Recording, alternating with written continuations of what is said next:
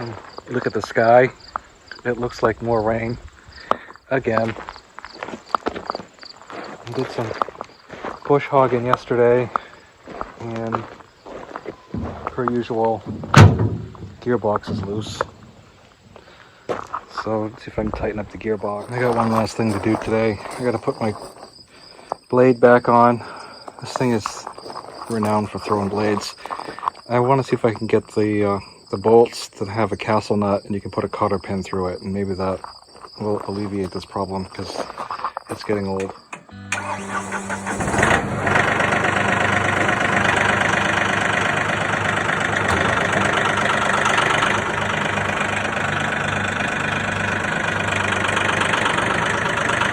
In order to service this brush hog or shredder or whatever you want to call it, I had to buy some new tools, which part of it I already had a 3/4 inch drive socket set, but I needed a different socket or two because it seems like it's always different, and some extensions, and then I got this little gizmo here.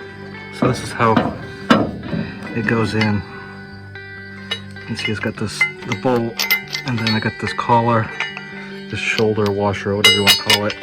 Slides up in there like that, and then you put a castle nut on it like this, and then a cotter pin through.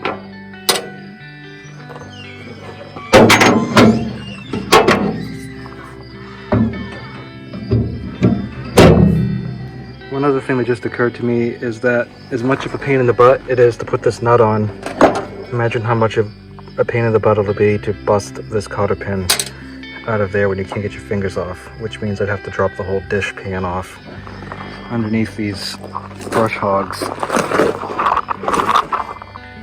is what you call a stump jumper, and it's this dish right here, and so what happens is it rides up over stumps and rocks. The stump jumper is now warped.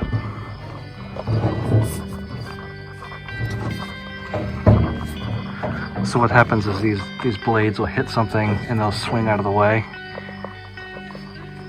But if you look under here, you can see that this hangs down more on this side than it ought to. So I'm just going to leave that cotter pin out of it. Not bother.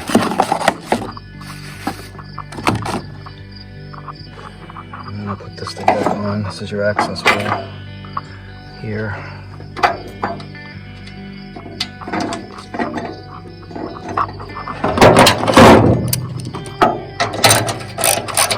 So it looks like I gotta take the brush hog off the tractor, tip it on its side, hold it with the bucket of the tractor so it doesn't tip over, take the dish pan off, and then, you know, hold the nut while I tighten the bolt or vice versa, and then put it all back together and flip it back right side up.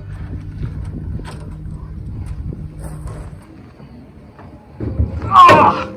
You good? Oh, the blade came and got me in the head. Oh. As long as you're not... I don't know, am I? No.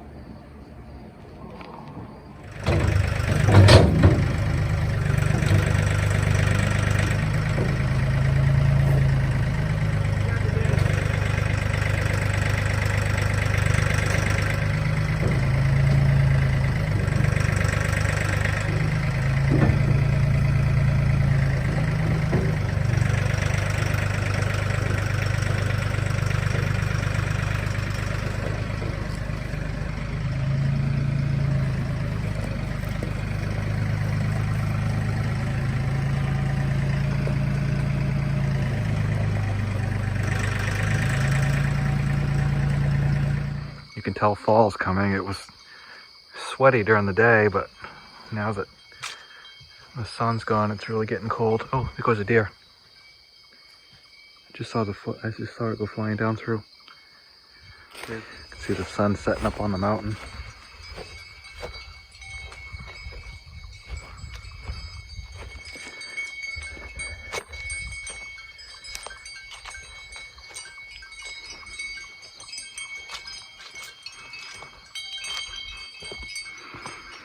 You guys want supper? Come on.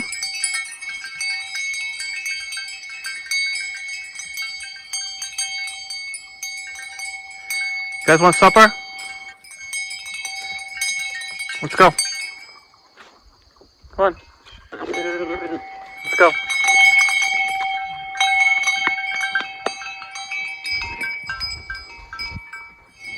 Let's go.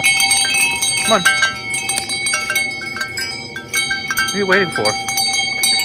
You know the way.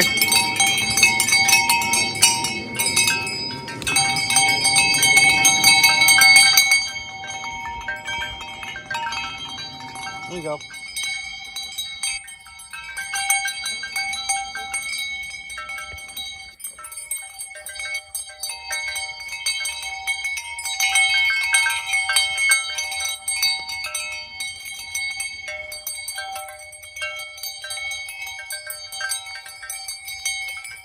There you go. You're going. Hey, Violet.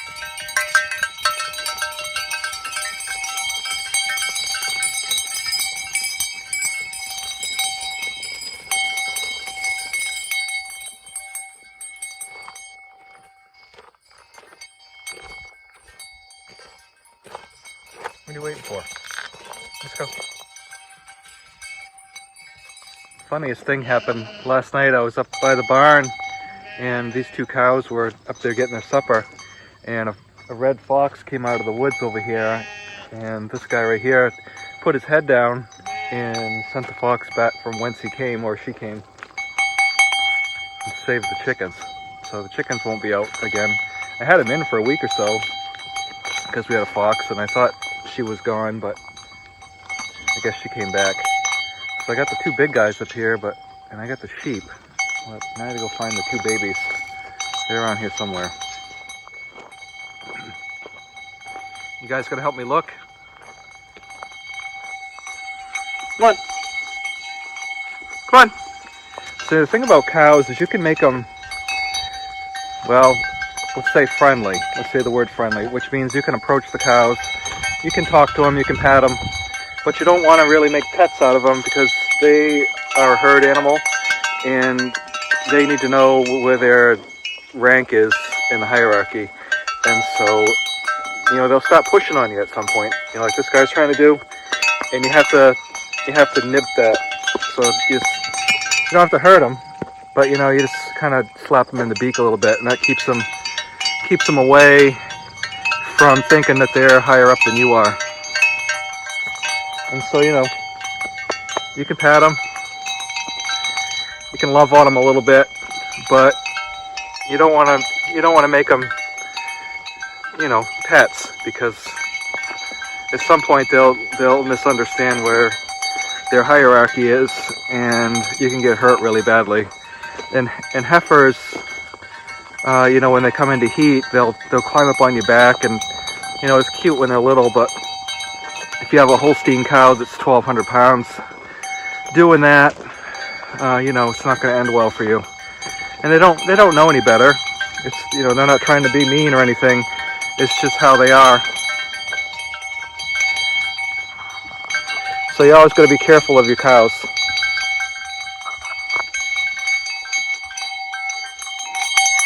Come on. Come on. Go get breakfast. Go on. Come on. Get. I'm coming. Get. And so these guys right here are cute and they're little. You know.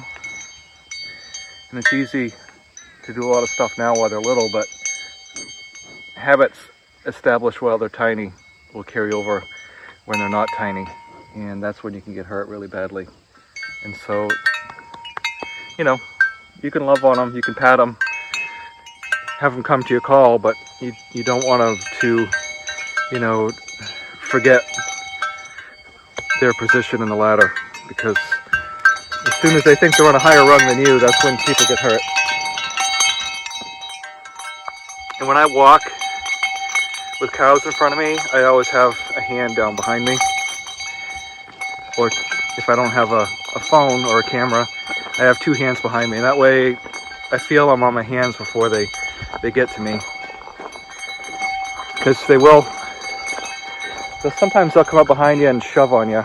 And that's a no-no. You don't want that behavior to ever be happening. So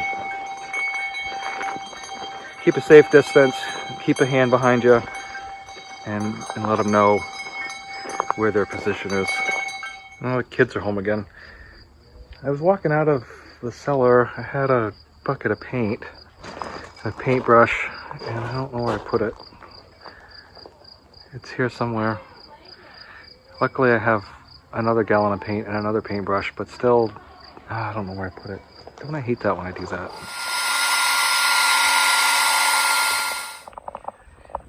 I ended up boarding this wall in the way it was supposed to be.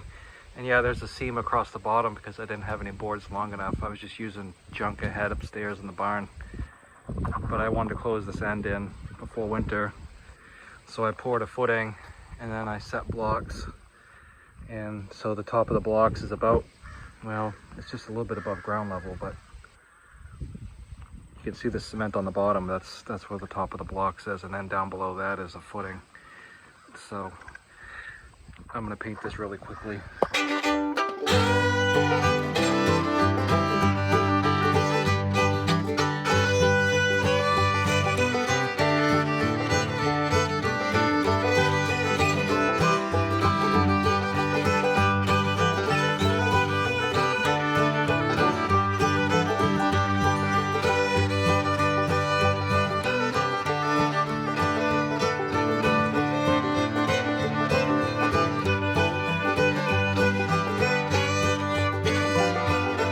I'm just finishing up out here tonight. This is, well, it's one of my silver pastures, and the definition of the silver pasture is it's got trees in it, so the silviculture. And you know, there's been a lot of hype about this, but in reality, farmers have been doing it since the beginning of time. It's just one way to clear forest is, you know, you fence it, put the cows out there, and it kind of keeps the vegetation down. But yeah, you do see a lot of hype about it these days.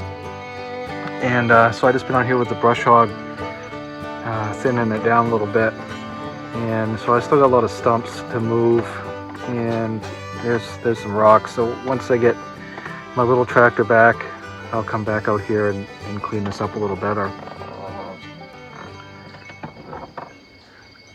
There's a nice fox that's been coming out of there, and I'm not sure what I'm going to do about her just yet. I hate trapping animals, but I know she's got babies to feed, but unfortunately she's being kind of a pest, and the cows have been chasing her off so far, but one of these days she's gonna get up here and get a snack. And so I've been keeping the chickens in. Some people will say, well, you need to keep your birds in. Well, it kind of goes against the whole free range, you know, aspect of free range poultry if they don't get to free range. And so what they do is they come out every day and they clean up behind the cows, whatever the cows miss, and they break down a lot of the cow patties, and you know, they keep a lot of the bugs.